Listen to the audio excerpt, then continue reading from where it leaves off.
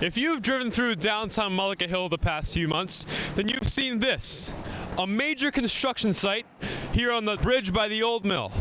Township Administrator Mark Gravenese tells us why our beloved Main Street has a Band-Aid on it.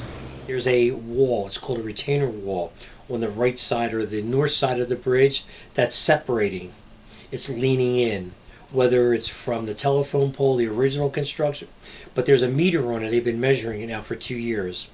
And what happens if that collapses, it's attached to the house and the road and all our sewer, our water, our electric. There's 911 communication lines on the pole.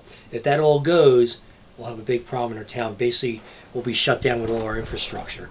Instead of using 2 lanes of traffic through Main Street, Gravenese states that workers' safety and the room needed for the repair forced them to close down 1 lane completely.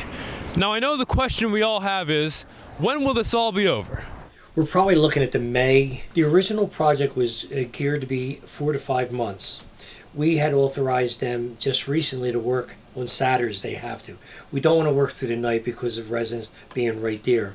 But we're thinking that they should be done within that time frame. A big point from Gravenese, don't try to go around the traffic. Yes, the detour is annoying, but it's a sacrifice we'll all have to make to ensure Main Street stays magical for years to come. Hang in there, Mullica Hill. This has been Adam Reim, Jacob Stiles, and Giovanni Deliciandra reporting for Clearview Regional High School.